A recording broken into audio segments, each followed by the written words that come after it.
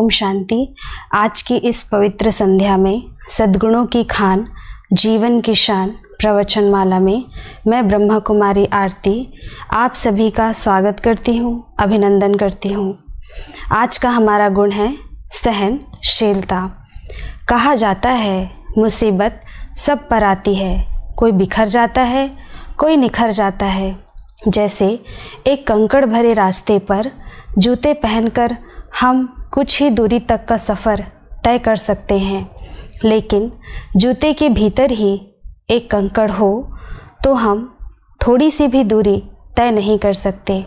कहने का अर्थ है, अगर आप अपने आप में मजबूत हैं तो दुनिया के लोगों की कमज़ोरी भरी बातें आपके ऊपर अपना प्रभाव नहीं डाल सकती, लेकिन आप भीतर से कमज़ोर हैं तो लोगों की, दुनिया की कमज़ोरी भरी बातें आपके ऊपर अपना प्रभाव डाल सकती है। आज दुनिया में किसी के पास धन की शक्ति है, किसी के पास शारीरिक शक्ति है। धन से वह सुख सुविधाओं के सारे साधन प्राप्त कर सकता है, लेकिन अगर परिवार में किसी को कोई असाध्य बीमारी है तो वह सोचता है कि यह धन की शक्ति, शारीरिक शक्ति उसकी किसी काम का नहीं है और वह टूटकर बिखर जाता है। इसी प्रकार किसी के पास लिखने की शक्ति है, वाक शक्ति है। यह शक्तियाँ थोड़े समय के लिए सुख या फ़ायदा तो पहुँचा सकती है, लेकिन सदाकाल का नहीं। आज हम देखते हैं मनुष्य फिर भी अपने आप को दुखी, कमज़ोर महसूस करता है। वह जिस शक्ति के अभाव में अपने आप को दुखी महसूस करता है, दिल शिकस्त अनुभव करता है, शक्तिहीन महसूस करता है, वह शक्ति है आध्यात्मिक शक्ति, सहन शक्ति या कहें सहनशीलता। सहनशीलता एक महान गुण है, व्यक्ति के जीवन का आभूषण है। इस शक्ति को जिन्होंने अपने जीवन में धारण किया है वह महानता के शिखर पर पहुंच जाते हैं। सहनशीलता को अपनाने से और भी दिव्य गुण और शक्तियां अपने आप आ जाते हैं। सहनशीलता दो शब्दों से मिलकर बना हुआ है, सहन प्लस शीलता। शील का अर्थ है चरित्र। व्यक्ति जब सहन करता है तो उसका शील अर्थात चरित्र निखरता है और तब वह व्यक्ति में शक्ति बनकर महानता के शिखर पर पहुंचा देता है। जब व्यक्ति में सहन करने का भाव आ जाता है, निंदा, स्तुति, मान, अपमान, हर्ष, शोक, जय, पराजय, सर्दी, गर्मी, सभी में वह एक समान रहता है। यही सहन शक्ति है। माना सहन करके अपने अंदर शक्ति भरना। दुनिया में जितने भी महान आत्माएं हुई हैं उनके जीवन को देखें तो ऐसे कई उदाहरण हमारे सामने हैं।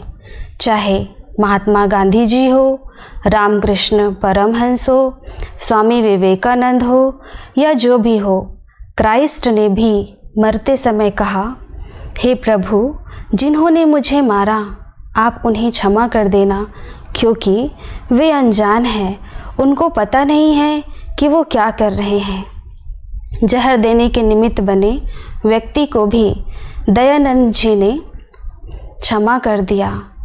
मीरा ने भी हंसते हंसते जहर का प्याला पी लिया। ऐसे कई उदाहरण हमारे सामने हैं। कई बार हमारे अंदर की कमी कमज़ोरी के कारण भी हम सहन नहीं कर पाते। कोई अगर हमें कुछ कहता है तो भी हम सहन नहीं कर पाते, और सहन नहीं होने के कारण ये पेपर हमें बार बार देना पड़ता है, और जब तक हम पेपर में पास नहीं होते वो पेपर हमें बार बार देना पड़ता है। तूफ़ान जब आता है तो छोटे छोटे पौधे झुक जाते हैं और बड़े बड़े वृक्ष जो अकड़ वाले हैं, खड़े रहते हैं, वह गिर जाते हैं। इसलिए कहा जाता है झुकता वही है जिसमें जान होती है, और अकड़े रहना तो मुर्दे की पहचान होती है। प्रकृति से आई हुई परिस्थिति को हम सहन कर लेते हैं।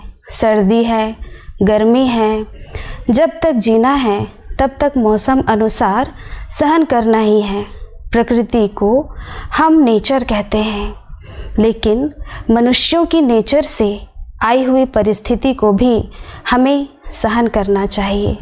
जब तक जीना है तब तक सहन करना ही है। आज तक हम किताबों में पढ़ते आए, कोई गाली दे तो फूल चढ़ाओ, दुश्मन को भी दोस्त समझो।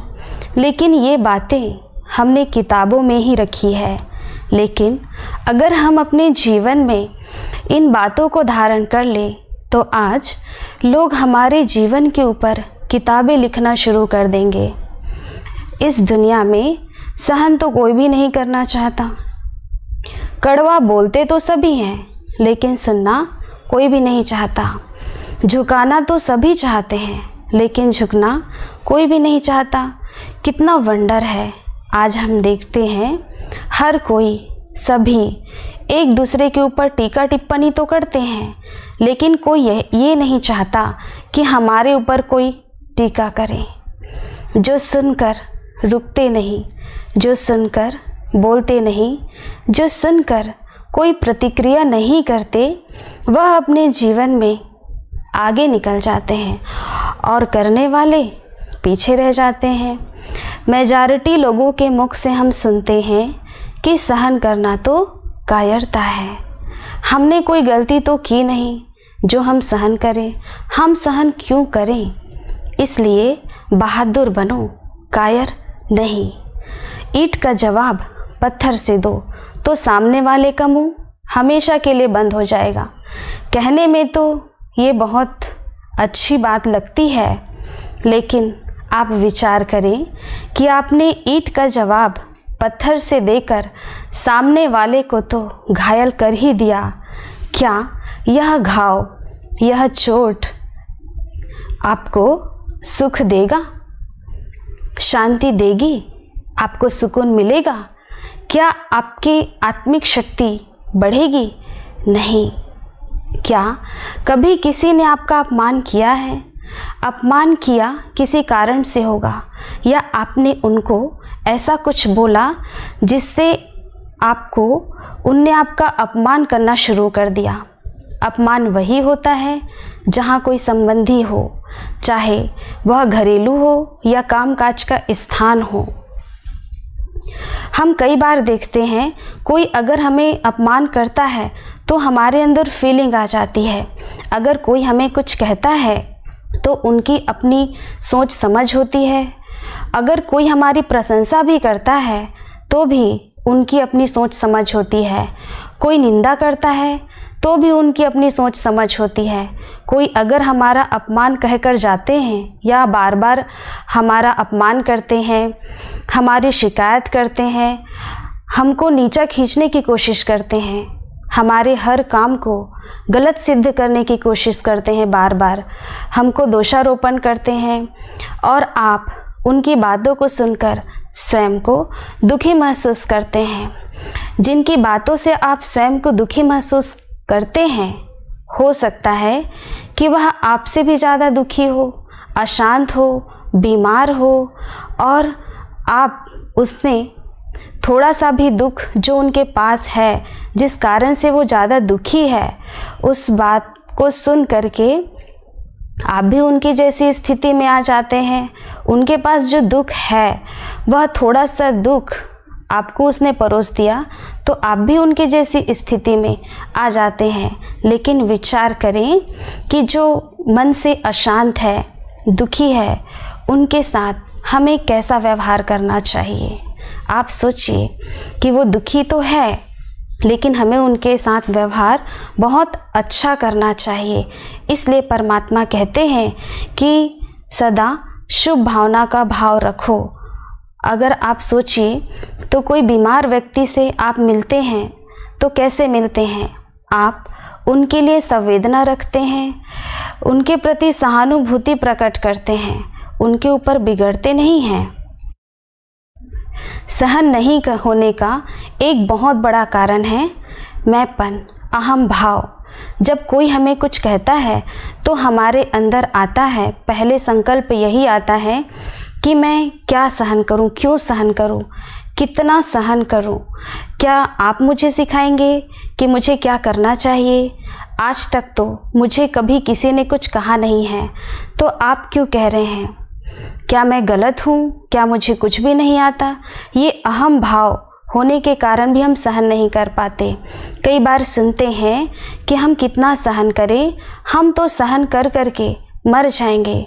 लेकिन परमात्मा कहते हैं यह सहन करना मरना नहीं है, लेकिन औरों के दिलों में, सभी के दिलों में स्नेह से जीना है। परमात्मा कहते हैं सहन करना मना शहंशाह बन, सबके दिलों में राज्य करना है। कोई कैसा भी विरोधी हो, चाहे आपको बार बार अपमानित करने की कोशिश करता रहे, तो पर भी परमात्मा कहते हैं एक बार नहीं 10 बार सहन करना पड़े तो भी मुझे सहन करना है, क्योंकि सहन शक्ति का फल अविनाशी और मधुर होता है। कोई कितना भी अपमान करे, अगर फिर भी हमें लगता है कि अब मुझे एक बार तो बोलना चाहिए, तो आप बोल सकते हैं। लेकिन उनके प्रति आपके अंदर में भावनाएं एकदम शुद्ध हो, एकदम पवित्र हो, प्योर हो, तो आप कह सकते हैं। अगर आप बोलते हैं तो आप उनकी निगेटिव ऊर्जा से के प्रभाव से बच जाते हैं। किसी ने अगर आपका अपमान किया और आप मुख से चुप हैं, मुख से ही नहीं मन से भी चुप हैं, अगर कुछ कहना है तो सम्मान पूर्वक आप कहते हैं, इससे आपकी शक्ति बढ़ती है। और अगर कोई कुछ कहकर चला जाता है और मैं दुखी होती रहूं, उदास होती रहूं, मतलब मैंने अपनी शक्ति गवा दी। मन में ये भावना भी ना रखें कि मैं कितना सहन करूं, क्या क्या सहन करूं, कब तक सहन करूं, क्या हर टाइम मुझे ही सहन करना पड़ेगा, उनको भी तो करना चाहिए ना। तो हम ऐसा सोचते हैं कि उनको भी तो कुछ करना चाहिए। जब ये क्वेश्चन मन में आए तो अपने आप को आंसर दें कि जब तक जीना है तब तक मुझे इस शक्ति को अपने अंदर भरते जाना है। किसी के संस्कारों को, किसी की गलतियों को अपने अंदर स्वीकार कर लेना, माना हमने अपनी सहन शक्ति को बढ़ा ली। इसलिए परमात्मा कहते हैं कि इंतज़ार भी नहीं करना है कि वो बदलेंगे तो मैं बदलूं, वो ऐसा करेंगे तो मैं करूं। नहीं, मुझे बदलना है, मुझे अपने अंदर परिवर्तन लाना है। अगर ये परिवर्तन हम अपने अंदर लाते हैं तो वो भी बदल जाएंगे, वो भी परिवर्तन हो जाएंगे। एक दिन ऐसा आएगा कि हमारी सहन शक्ति के आगे दुनिया की सभी आत्माएं नतमस्तक हो जाएंगी और हम गायन और पूजन योग्य बन जाएंगे। आपने एक स्टोरी सुनी होगी। एक बार एक मूर्तिकार था, उनको मंदिर की स्थापना करनी थी, तो उनको बहुत सुंदर मूर्ति भी बनानी थी। तो उन्होंने एक पत्थर लिया और उस पर औजारों का प्रयोग करना शुरू किया। उस पत्थर ने एक दिन सहन करते करते एक दिन में ही वो टूट गया। तो मूर्तिकार ने सोचा क्यों ना इस पत्थर को मंदिर के बाहर ज़मीन पर लगा दिया जाए, और मूर्तिकार ने वो पत्थर ज़मीन के बाहर लगा दी। फिर उन्होंने दूसरा पत्थर लिया, उस पर भी औजारों का प्रयोग करना शुरू किया, छीनी हथौड़े लगाना शुरू किया। तो वह पत्थर एक दिन सहन किया, 2 दिन सहन किया, सहन करते करते 4 दिन के बाद वह पत्थर भी टूट गया। तो मूर्तिकार ने वो पत्थर सीढ़ियों पर लगा दिया। फिर मूर्तिकार ने तीसरा पत्थर लिया, उस पर भी छीने हथौड़े लगाना शुरू किया। तो वह पत्थर सहन करते करते करते काफ़ी दिनों के बाद एक बहुत सुंदर और आकर्षक मूर्ति बन गई। फिर मूर्तिकार ने वह मूर्ति श्रृंगार कर मंदिर में स्थापित कर दिया। बहुत सारे लोग उस मंदिर में आने लगे। एक दिन जो पत्थर सीढ़ियों पर लगा हुआ है और जो पत्थर नीचे लगा हुआ है मंदिर के बाहर, दोनों की आपस में बातचीत होती है। तो सीढ़ियों पर जो लगा हुआ पत्थर है वह कहता है कि काश हमने भी इतना सहन किया होता तो एक दिन हमारी भी पूजा होती, बहुत सारी आत्माएं हमारे दर्शन करने के लिए आती, काश ऐसा हो पाता। तो जो ज़मीन पर लगा हुआ पत्थर है वह कहता है कि भैया तुमने तो 4 दिन सहन किया और मैंने तो 1 दिन भी सहन नहीं किया। अंदर जाने से पहले लोग तुमको प्रणाम करके अंदर जा रहे हैं, फिर मंदिर की मूर्ति का दर्शन कर रहे हैं और मेरे ऊपर तो चप्पल उतार रहे हैं। कहने का मतलब ये है कि जो जितना ज़्यादा सहन करता है वही देवतुल्य पूजनीय बन जाता है। इसलिए कहा गया है कि जीवन जीना आसान नहीं होता, बिना संघर्ष कोई महान नहीं होता। जब तक ना पड़े हथौड़े की मार, तब तक पत्थर भी भगवान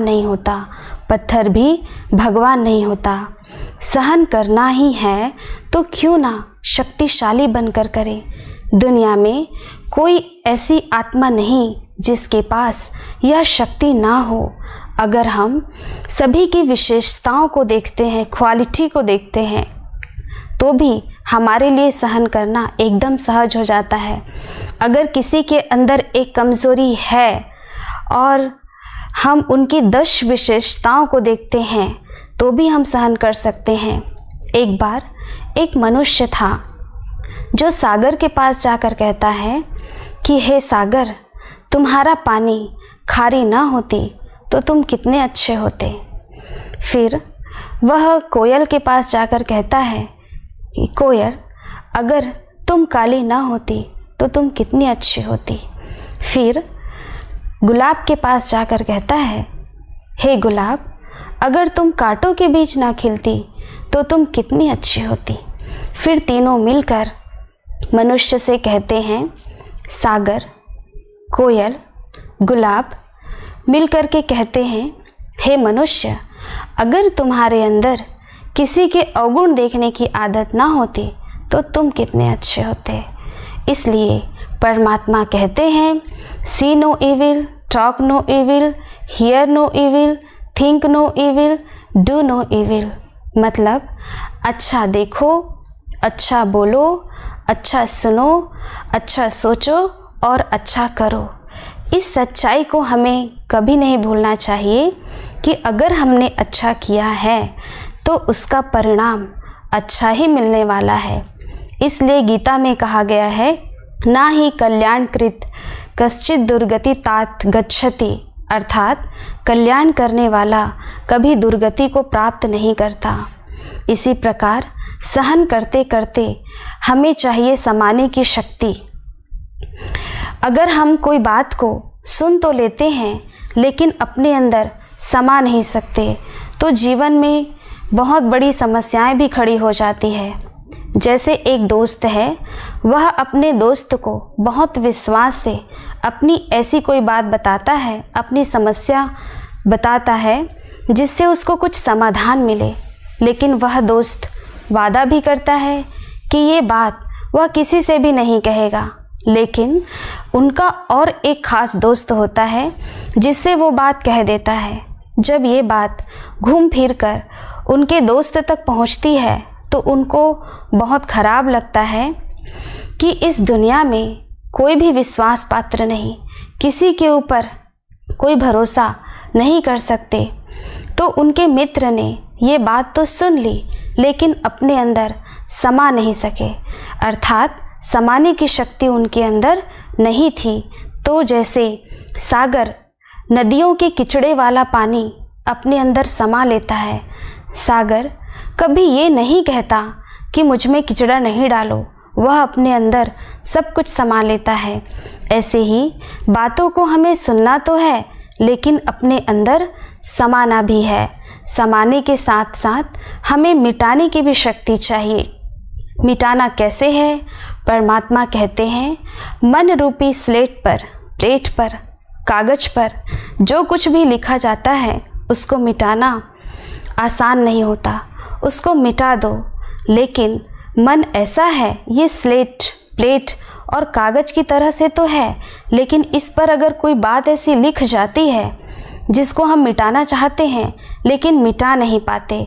जैसे कांटा किसी को अगर चुभ जाए तो उसको आसानी से निकाला जा सकता है, लेकिन मन में कोई बात लग गई, उसको निकालना बहुत मुश्किल होता है। इसलिए ऐसा कौन सा तरीका हो सकता है जिससे हम अपनी बातों को, जिस बात को हमने मन में पकड़ कर रखा हुआ है, उसको मिटा सकते हैं। दुनिया में पेंसिल से लिखी बात को रबर से मिटाया जाता है, और भी साधन होते हैं मिटाने के लिए। तो मिटा देना यह बहुत बड़ी बात है। यह कहने में तो बहुत आसान है, लेकिन मिटाना कैसे संभव हो सकता है, कैसे पॉसिबल हो सकता है? तो मिटाना पॉसिबल हो सकता है अगर हम उनके लिए क्षमा की भावना रखते हैं, दया की भावना रखते हैं, तो हम बातों को मिटा सकते हैं। क्षमा और दया ये मन के ऐसे भाव हैं जिनसे आप किसी की भी गलती को, किसी की भी बुराई को आप भुला सकते हैं। एक बार फिर रिपीट करती हूँ, क्षमा और दया ये मन के ऐसे भाव हैं जिनसे आप किसी की भी गलती को भुला सकते हैं, मिटा सकते हैं। किसी ने आपको बहुत अपमानित किया, आपको नीचा खींचने की कोशिश की, या जो भी किया हो, लेकिन आप मन से उस बात को जाने दो, उसको क्षमा कर दो, माफ़ी कर दो। इसलिए परमात्मा कहते हैं कि कोई भी बात अगर हमारे मन में लग गई, उसको आप जाने दो, क्षमा कर दो, तो बड़ी से बड़ी बात भी ख़त्म हो जाती है। इसको कहते हैं फॉरगिव एंड फॉरगेट। फॉरगेट करने के लिए, भूलने के लिए फॉरगिव, क्षमा करना, बातों को मिटा देना, क्षमा कर देना, माफ़ कर देना। इसका एक तरीका यह भी है, ऐसा नहीं है जो मिटा दिया, मन से भुला दिया, वह भोला है, उसको कहते हैं भोला। तो अगर हमने अपनी बात को, उनकी बातों को मन से भुला दिया, क्षमा कर दिया, ऐसा नहीं है कि हम भोले बन जाएं, कि उसने जो किया वो हमको पता नहीं है, या वो पत्थर का बना हुआ है, उसको कुछ पता नहीं है, या फिर उसको अपमान की फीलिंग नहीं आती। यह तो है, लेकिन फिर भी परमात्मा कहते हैं जो भी बातों को, किसी की भी बातों को अगर मन में पकड़ा हुआ है तो आप उसे क्षमा कर दीजिए, उनको जाने दीजिए। एक तरीका यह भी है परमात्मा की स्मृति। अगर हम परमात्मा की स्मृति में रहते हैं, उनके गुणों और उनके शक्तियों का चिंतन करते हैं, तो भी हम किसी की भी बातों को, किसी के भी अवगुणों को हम भुला सकते हैं। इसके लिए हमें सबसे पहले परमपिता परमात्मा से अपना कनेक्शन जोड़ना होगा। उसके लिए हमें राजयोग का अभ्यास करना होगा। परमात्मा को हम सागर कहते हैं, वो सर्व शक्तियों का सागर है, ओशन ऑफ लव है, ओशन ऑफ ब्लीस है, ओशन ऑफ नॉलेज है। परमात्मा को सागर क्यों कहते हैं? क्योंकि आपने एक बहुत पुराना गीत सुना होगा, तू प्यार का सागर है, तेरी एक बूंद के प्यासे हम। गीतकार ने जब ये गीत की लिरिक्स लिखी तो उन्होंने नदी, कुआं, तालाब नहीं लिखा। क्यों? क्योंकि नदी, कुआं, तालाब सूख जाता है, सागर नहीं सूखता, सागर नहीं। इसलिए परमात्मा को सागर कहते हैं। इसलिए उनकी महिमा भी करते हैं कि सारे समुद्र को स्याही बनाओ, जंगल को कलम बनाओ, और साक्षात ज्ञान की देवी सरस्वती को भी बिठा दो, तो भी उनके गुणों का वर्णन नहीं हो सकता। तो सहन शक्ति, मिटाने की शक्ति, समाने की शक्ति हमारे अंदर है। हम उन चीज़ों को कंट्रोल तो नहीं कर सकते जो बाह्य रूप से हमारे साथ हो रही है, लेकिन हमारे आसपास होने वाली चीज़ों को, परिस्थितियों को हम एकदम सही तरीके से कंट्रोल कर सकते हैं। इसलिए किसी ने कहा है कि कष्ट रूपी कांटों में जीवन रूपी पुष्प जितना ही खिलता है, गौरवगंध उतना ही बढ़ता है। तो अभी हम सभी सर्व शक्तियों के सागर शिव परमात्मा की याद में बैठेंगे। कुछ समय के लिए अपने हाथों में कोई वस्तुएं रखी है, उन्हें एक साइड पर रख दीजिए और मन में किसी की बातों को पकड़कर रखा हुआ है तो आज उसे जाने दीजिए, उसे क्षमा कीजिए और तैयार हो जाइए उस परम शक्ति से मिलने के लिए, जिनसे मिलने के लिए हम जन्म जन्म से आतुर हैं। जैसे नदियाँ घूमती घूमती सागर तक पहुँच जाती है, सागर मिल जाने से नदिया को अपना स्थान मिल जाता है, ऐसे ही हम नदियाँ सागर से मिल जाती हैं, सागर के मिलने से नदिया को अपना स्थान मिल जाता है। अपने ध्यान को भीतर की ओर केंद्रित करें। I am unique creation of God. मस्तक के बीच चमक रही एक सुंदर ज्योति, जिसका प्रकाश पूरे शरीर में फैलकर मुझे रिलैक्स कर रहा है। मैं आत्मा इस शरीर को नियंत्रण करने वाली शक्ति हूँ। मन की आँखों के सामने मेरा अति प्रिय ज्ञान और प्रेम के सूर्य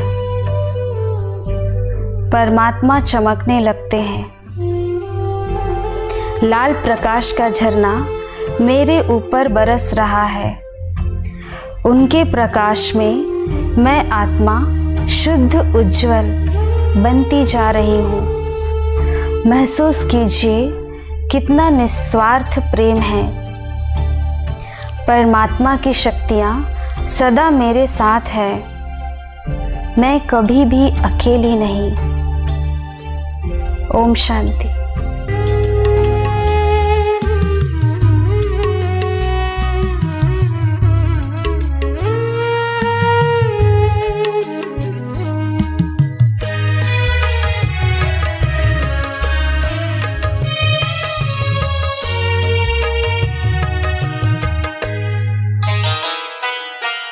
आए हम खुद को बदलने, जग बदलता जाएगा।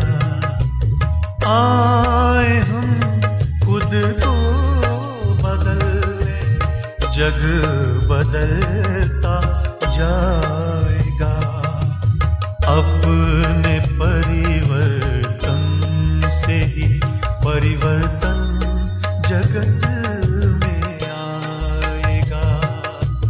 आए हम खुद को बदलने, जग बदलता जाएगा। जग बदलता जाएगा।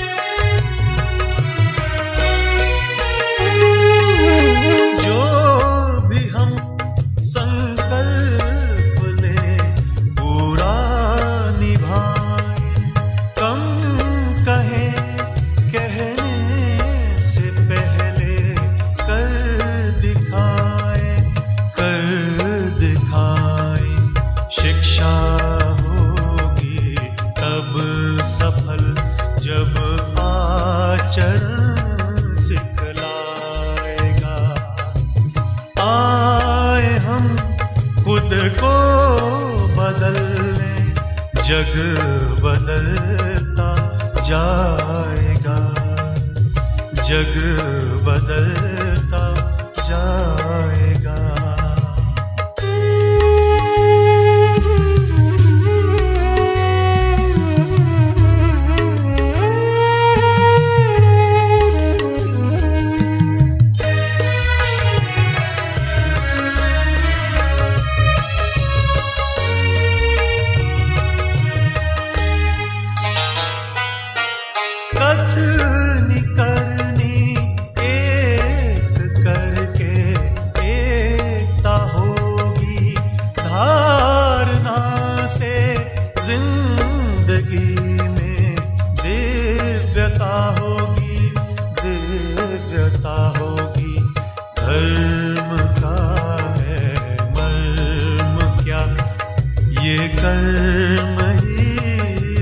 लाएगा।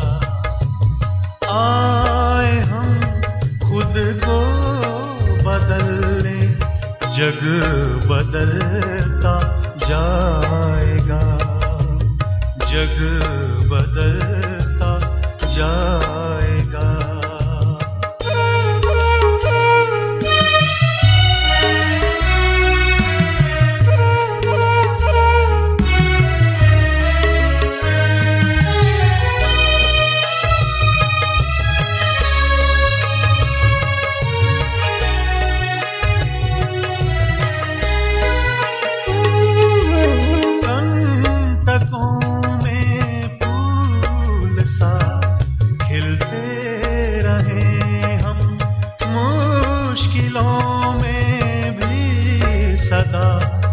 हंसते रहें हम, हंसते रहें हम सदा मुस्काएंगे तो ये जगत मुस्काएगा।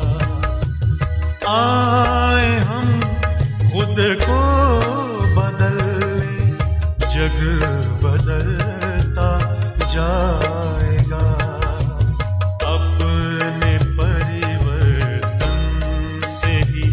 परिवर्तन जगत में आएगा। आए हम खुद को